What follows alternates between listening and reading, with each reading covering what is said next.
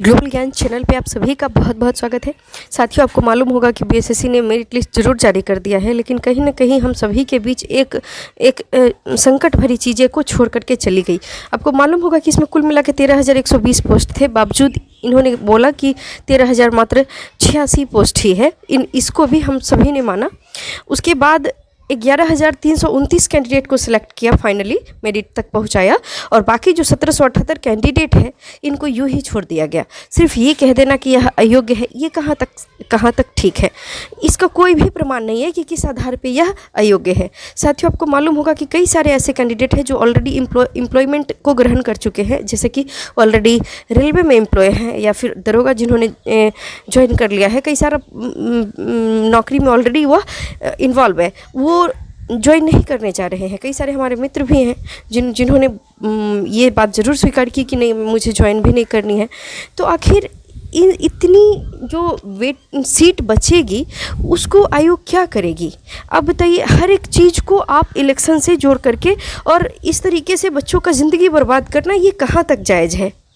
आप बताएं कि जो 8 साल तक इतना बेसब्री से लोगों ने इंतज़ार किया, लगभग 14,000 कैंडिडेट ने वेरिफिकेशन करवाया, उसको एक हद तक कहीं ना कहीं इंतज़ार था कि एटलीस्ट 13,120 कैंडिडेट को तो लिया ही लिया जाएगा, और 11,329 को लिया गया और सीट को वैकेंट। अब बताएं ना, एक तो आप अन्याय करते हैं, दूसरी ओर आप इस तरीके से किसी का ज़िंदगी बर्बाद कर रहे हैं।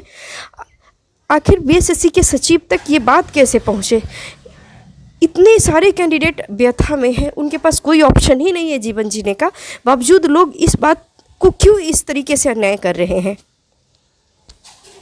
नीतीश कुमार जी सिर्फ लड़कियों के ऊपर ध्यान दे रहे हैं। मैं खुद एक लड़की हूँ, लेकिन इसका मतलब ये थोड़ी ना होता है कि लड़कों को ध्यान ना दिया जाए। ये तो सरासर गलत है।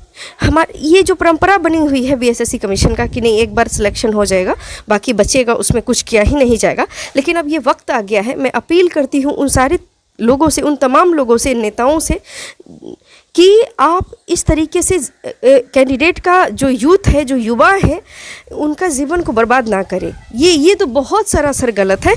आदमी कहाँ जाएगा भाई?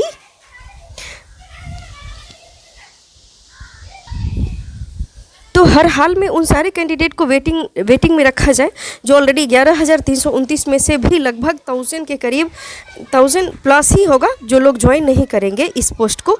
तो ये इस सीट पर तो कम से कम उसको कर दीजिए, उसकी ज़िंदगी संवर जाएगी। सर, आप इस तरीके से आप सोचिए ज़रा कि एक पोस्ट आपको दे देने से कितना सारा परिवार एक सुखी ज़िंदगी जी सकता है, और आप एक शौक से ऐसा क्यों किया जा रहा है? एटलीस्ट उसको वेटिंग में रखा जाए, और जो कैंडिडेट 1,778 के करीब है, लगभग 2,000 इसको कह ही सकते हैं, तो इसका तो एटलीस्ट ज्वाइन करवाइए सर। मतलब एक अन्याय का एक हद होता है ना इस तरीके से। और हम लोग क्या इंसान ही तो है ना? बताइए ना, हमारे फीलिंग के साथ इतना क्यों खेला जा रहा है? मैं माननीय संदीप सौरभ जी से भी आग्रह करूंगी, उनसे अपील करूंगी कि सर इस बात को ज़रूर आप रखें सदन में, और जो माननीय हमारे छात्र नेता दिलीप जी हैं, उनसे भी मैं यही बात बोल रही हूँ कि इस बात को ज़रूर उठाइएगा सर, क्योंकि ये बच्चों का ज़िंदगी ख़राब कर रही है। इमोशन का भले ही वैल्यू नहीं है बीएसएससी कमीशन के पास, लेकिन इसका मतलब थोड़ी ना ये होता है कि आपके पास, किसी के पास इतना अधिक खाना है और किसी के पास एक रोटी नहीं है। आप लोग कहते हैं कि नहीं, हम 21वीं सदी में जी रहे हैं, तो ये कहाँ का न्याय है?